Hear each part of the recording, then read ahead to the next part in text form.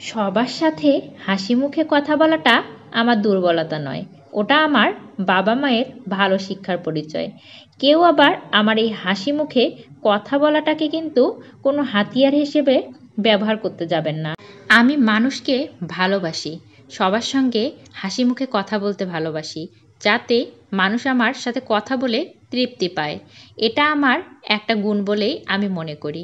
এরকম গুণ সবার মাঝে কম বেশি থাকে। আমার কাছে সবার আগে মনে হয় যে মানুষটা যেহেতু আমার কাছে এসেছে, তার সাথে একটু ভালোভাবে গল্প করব, একটু ভালোভাবে কথা বলবো। সে যেহেতু এখানে এসেছে রিফ্রেশ হওয়ার জন্য এসেছে, আমিও চেষ্টা করব তাকে ভালো ভালো কিছু কথা বলে তাকে মনটা ভালো করে দেওয়ার জন্য। কিন্তু কিছু মানুষকে পাবেন যার সাথে আপনারা কথা বলতে গেলে দেখবেন যে এটা হিতে বিপরীত হয়ে যাবে, বরং আপনার মনটা আরও বেশি খারাপ হয়ে চলে আসতে হবে। আমি কিন্তু খুব কম মানুষের সাথে মিশি এই কারণেই। কারণ মানুষের সাথে বেশি মিশতে গেলে দেখবেন যে আপনার মনের কিছু কথা আপনি বলে ফেলবেন, এবং সেগুলো থেকে পরে আপনাকে বিভিন্ন আনুষঙ্গিকভাবে খোঁচা দেওয়ার চেষ্টা করবে। আমি আবার মানুষকে একটু চিনতে পারি ভালো। মানুষকে প্রথম দেখাতেই কথা বলাতেই বুঝে ফেলি সে কীরকম, তখন আর সেই মানুষটার সাথে কখনো মিশি না। কারণ এতে আপনার লাভের থেকে ক্ষতি হবে বেশি। কিছু কিছু মানুষের দোষ আমি বুঝতে পারি, যে সে এটা ভুল করছে, সে এটা মানুষের ক্ষতি করছে, মানুষের সাথে খারাপ ব্যবহার করছে। আমি তাকে ভুলগুলো সহজে ধরিয়ে দিতে চাই না, কারণ মানুষকে ভুল ধরিয়ে দিতে গেলে আপনি তার শত্রু হয়ে যাবেন। আমি বরঞ্চ তার থেকে আস্তে আস্তে সরে আসার চেষ্টা করি, যে এখানে কম মেশাই ভালো হবে। সম্পর্ক খারাপ করে সরে আসি না, আস্তে আস্তে ব্যস্ততায় পরিণত করি যে আমি ব্যস্ত আছি আপনার সাথে, এই কারণে মিশতে পারছি না, এই কারণে কথা বলতে পারছি না। আপনারাও চেষ্টা করবেন, কারণ যুগটা এখন অনেকটাই খারাপ হয়ে গিয়েছে। যখন আপনি কিছু নিয়ে প্রতিবাদ করতে যাবেন, আপনি তার শত্রু হয়ে যাবেন।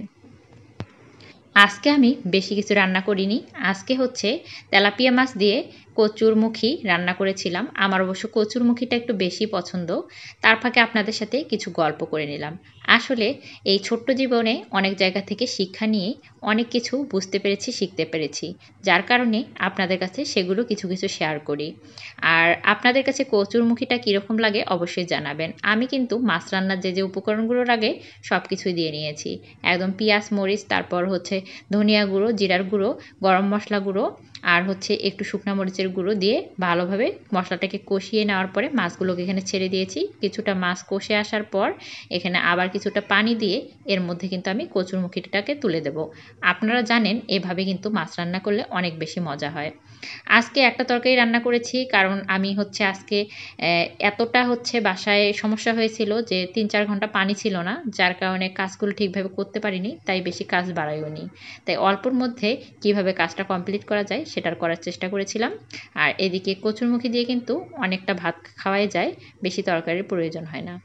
আমার কচুরমুখী বরাবরই পছন্দ। এটা ভর্তাটাও আমার বেশ ভালো লাগে, তবে ভর্তাটা এবার আমি খাইনি বলতে গেলে, একদিন শুধু খেয়েছিলাম, বেশিরভাগ দিনই তরকারি করে খাওয়া হয়েছিল। আর কালারটা দেখতে পাবেন কতটা সুন্দর হয়েছিল। আর এটা দিয়ে মাছের তরকারিটা বেশ ভালো লাগে, মাংসের তরকারিটাও অনেক মজা হয়। আজকে এই পর্যন্ত ভিডিওটা শেষ করলাম।